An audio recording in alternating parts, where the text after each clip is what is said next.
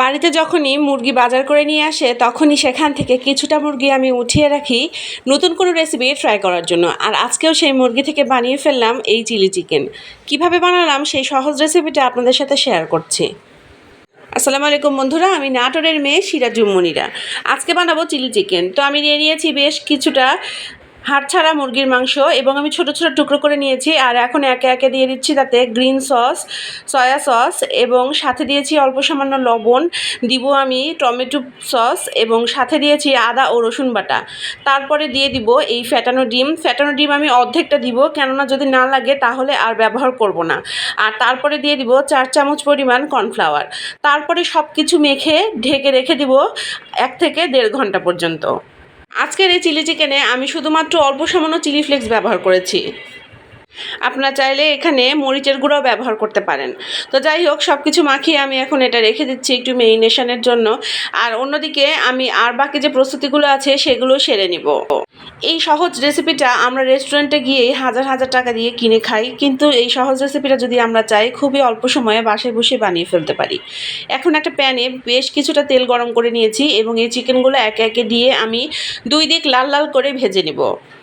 Chilli chicken রান্নায় কয়েক ধরনের সস ব্যবহার করা হয়, তাই অবশ্যই লবণটা খুবই অল্প সামান্য ব্যবহার করবেন, কেননা সসে প্রচুর পরিমাণে চিনি এবং লবণ দুইটাই থাকে। আমি চিকেনগুলো খুবই পাতলা পাতলা করে স্লাইস করেছি, আর দেখেন চটপট করে আমার চিকেনগুলো ভাজা হয়ে যাচ্ছে।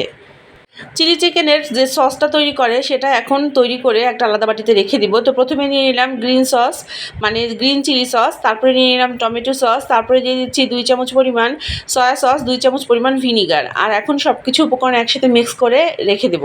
আর অন্যদিকে আমি নিয়ে নিয়েছি আরও একটা প্যানে দিয়ে দিয়েছি তেল। আমি এখানে 3 চামচ পরিমাণ কুকিং অয়েল ব্যবহার করেছি এবং তাতে দিয়ে দিচ্ছি শুকনা মরিচ কুচি, রসুন কুচি, আদা কুচি এবং কাঁচামরিচ কুচি। তারপরে হালকা একটু সটে করে নিয়েই অ্যাড করে দিব পেঁয়াজ এবং ক্যাপসিকাম, আর সাথে দিয়ে দিচ্ছি টমেটো।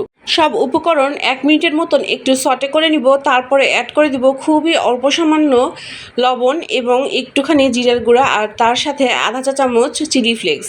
আপনারা যদি আর একটু ঝাল খেতে চান সেক্ষেত্রে চিলি ফ্লেক্সের পরিমাণটা একটু বাড়িয়ে দিতে পারেন। যেহেতু আমার বাচ্চারা খাবে তাই আমি চিলি ফ্লেক্সটা একটু কমই দিয়েছি। এরপরে সব উপকরণ দেওয়া হয়ে গিয়েছে। এখন আমি যে সসটা তৈরি করে রেখেছিলাম সেই সসের মিক্সচারটা অ্যাড করে দিচ্ছি। সসের মিক্সচারটা একসাথে অ্যাড করে দিলে সবসময়ই সুবিধা হয়, কেননা সস যখনই প্যানের উপরে দেওয়া হয় গরম প্যানে সসগুলো পুড়ে যাওয়ার সম্ভাবনা থাকে, তাতে খাবারের স্বাদটা নষ্ট হয়ে যায়। এখন ভেজে রাখা চিকেনের টুকরোগুলো অ্যাড করে দিয়ে আবার কিছুক্ষণ নেড়ে চেড়ে নিব। তারপরে অ্যাড করে দিব খুবই অল্প সামান্য পানি। চিলি চিকেনের জন্য আমি একটা স্পেশাল মশলা তৈরি করেছি, সেই স্পেশাল মশলাটা এই ঝোলটা যখন ফুটে যাবে তখন অ্যাড করে দিব। গোলমরিচ, দারচিনি, এলাচ এবং স্টার অ্যানিস হালকা একটু ভেজে নিয়ে আমি গুঁড়ো করে নিয়েছি, আর সেই স্পেশাল মশলাটাই এখন অ্যাড করে দিব। তারপর কিছুক্ষণ রান্না করে নিলেই কিন্তু এই চিলি চিকেনটা একদম তৈরি হয়ে যাবে সার্ভ করার জন্য। চিলি চিকেনের মজাদার এবং স্পাইসি এই রেসিপিটি আপনাদের কেমন লাগলো অবশ্যই আমাকে কমেন্টে জানাবেন। আর আজকের ভিডিওটি আমি এখানেই শেষ করছি, আর কথা দিচ্ছি আগামীকাল আবারও হাজির হয়ে যাব। সে পর্যন্ত আপনারা সবাই ভালো থাকবেন আর আমাকে আপনাদের দোয়ায় রাখবেন। আল্লাহ যেন আমাকে ভালো রাখেন এবং সুস্থ রাখেন। আজকে তাহলে এ পর্যন্তই। আল্লাহ হাফেজ।